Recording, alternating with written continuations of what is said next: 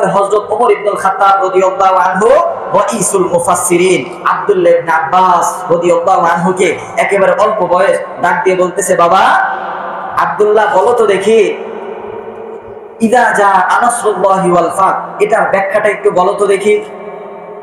রাইসুল মুফাসসিরিন আব্দুল্লাহ ইবনে আব্বাস রাদিয়াল্লাহু আনহু এই ভরা মজলিসের ভিতরে ব্যাখ্যা দিচ্ছেন। এই আয়াত দ্বারা আল্লাহ রাব্বুল আলামিন বুঝিয়েছেন যে নবীজিকে দুনিয়া থেকে উঠিয়ে নেবেন। আল্লাহু আকবার বলেন। রাইসুল মুফাসসিরিন আব্দুল্লাহ ইবনে আব্বাস রাদিয়াল্লাহু আনহু সবাই তো আর সূক্ষ্ম বিষয় বুঝে না, ওনারা বড় মাপের সাহাবী, ওনারা অনেক বড় বড় সাহাবী, অথচ এই ছোট্ট ব্যাখ্যাটা বড় হয়েও বুঝে নাই। অথচ রাইসুল মুফাসসিরিন আব্দুল্লাহ ইবনে আব্বাস রাদিয়াল্লাহু আনহু অল্প বয়স হওয়া সত্ত্বেও এই ব্যাখ্যাটা বুঝে গিয়েছেন। সুবহানাল্লাহ। বলছেন এই আয়াত দ্বারা ইদা জা আনাসরুল্লাহি ওয়াল ফাত, এটার উদ্দেশ্য হইল যে এখন তো মক্কা বিজয় হয়ে গিয়েছে, মক্কা এখন ইসলামের জয় জয়কার, ইসলাম আলোড়ন সৃষ্টি করেছে, ঘরে ঘরে এখন ইসলাম। এখন তো নবীজির দ্বারা উদ্দেশ্য ছিল ইসলামের আলোড়ন সৃষ্টি করা, এখন তো ইসলামের জয় জয়কার, ইসলামের আলোড়ন সৃষ্টি হয়ে গেছে। নবীজির দ্বারা যে উদ্দেশ্য ছিল এই উদ্দেশ্য আল্লাহ রাব্বুল আলামিনের হাসিল হয়ে গেছে। এখন আল্লাহ আল্লাহর বন্ধুকে, আল্লাহ আল্লাহর নবী রাসূলকে আস্তে করে উঠিয়ে নেবেন।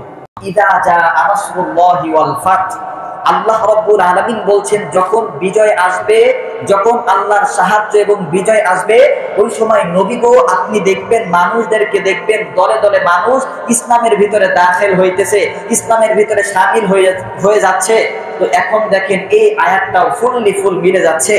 আজকে আমি আপনাদেরকে বলেছিলাম ইদা জা আনাসরুল্লাহি ওয়াল ফাত, অর্থাৎ এই সূরার উপর ব্যাখ্যা বিশ্লেষণ হবে ইনশাআল্লাহ। তো এই আয়াতের ভিতরে আল্লাহ রাব্বুল আলামিন বলছেন আমি আল্লাহ মানুষদেরকে সাহায্য করব।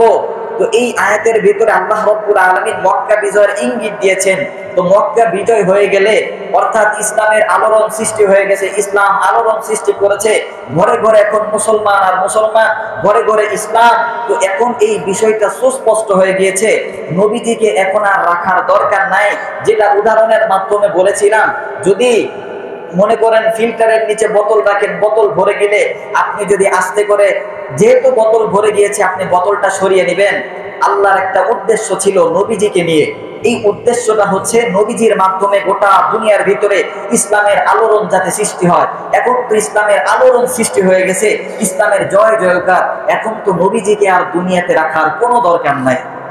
এখন আসেন এই আয়াতের ভিতরে আল্লাহ রাব্বুল আলামিন এমন ভাবে বললেন, যখন মানুষদেরকে, যখন আমি আল্লাহর সাহায্য এবং বিজয় আসবে, মানুষদেরকে দলে দলে ইসলামের ভিতরে দাখিল হইতে দেখবা। তো ইসলামের শুরুর জামানায় একজন দুইজন করে মানুষ ইসলামের ভিতরে শামিল হইতো, আর এখন দেখেন ইউরোপের দিকে লক্ষ্য করেন, দলে দলে মানুষ ইসলামের ভিতরে দাখিল হইতেছে, ইসলামকে মেনে নিচ্ছে। তো এটা আল্লাহর ওয়াদা অনুযায়ী মিলছে কিনা? আল্লাহ যে ওয়াদা করেছেন, আল্লাহ বলছেন যে দলে দলে মানুষদেরকে মুসলমান হইতে দেখবা। আমরা এখন সচক্ষে দেখি মানুষ দলে দলে ইসলাম গ্রহণ করে, ইসলামের ভিতরে দাখিল হয়, শামিল হয়। এরপর আসেন এই সূরার ভিতরে অর্থাৎ সূরাতুন নাসরের ভিতরে আল্লাহ রাব্বুল আলামিন সূক্ষ্ম একটা ইঙ্গিত রেখেছেন। এই ইঙ্গিতটা হচ্ছে নবীজির ইন্তেকাল, নবীজির ওফাত ঘনায় আসছে, নবীজির ইন্তেকালটা ঘনায় আসছে।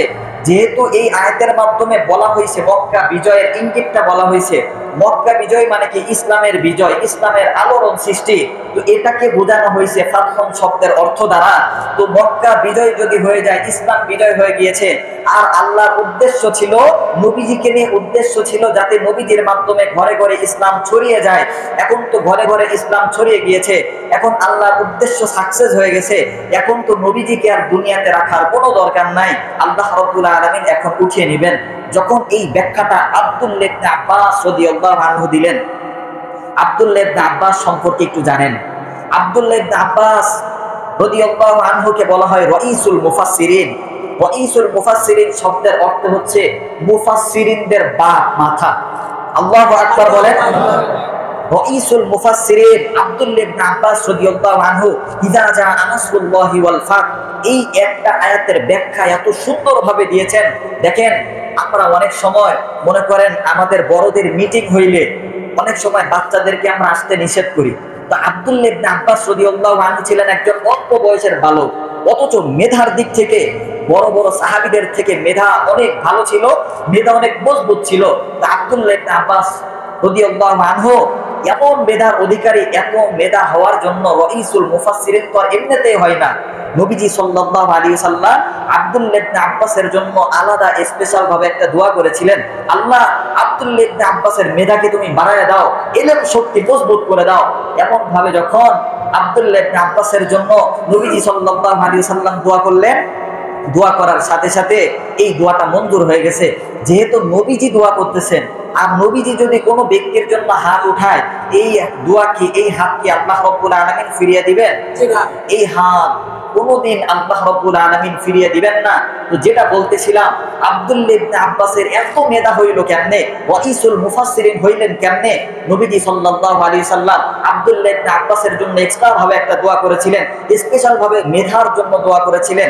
এই বরকতে, দোয়ার বরকতে আল্লাহ রাব্বুল আলামিন রাইসুল মুফাসসিরিন বানিয়ে দিয়েছেন। আল্লাহু আকবার। রাইসুল মুফাসসিরিন মানে কি? মুফাসসিরিনদের মাথা, মুফাসসিরিনদের বাপ, এর উপরে আর ব্যাখ্যাকারক হয় না। তো এই আব্দুল্লাহ ইবনে আব্বাস রাদিয়াল্লাহু আনহু সূরাতুন নাসরের ব্যাখ্যা দিচ্ছেন, ইযা জা নাসরুল্লাহি ওয়াল ফাত, এমন একটা মজমা মিলাইলো। হযরত ওমর রাদিয়াল্লাহু আনহুর সময় আব্দুল্লাহ ইবনে আব্বাস রাদিয়াল্লাহু আনহুকে সব সময় মজলিসের ভিতরে রাখতেন। তো আব্দুল্লাহ ইবনে আব্বাস রাদিয়াল্লাহু আনহু ছিলেন একেবারে অল্প বয়সী। বদরি সাহাবারা, ওনারা তো অনেক বয়সী ছিলেন, অনেক মুরব্বী ছিলেন। তো এই মুরব্বীদের মাঝখানে, বয়স্কদের মাঝখানে এই ছোট্ট বাচ্চাকে এলাও করতে অনেকেই মনের ভিতরে একটু লাগতো, ইতস্ত বোধ হইতো যে আমরা আমাদের এই যে বড়দের মাঝখানে বাচ্চা, একটা ছোট্ট বাচ্চাকে রাখবো, এটা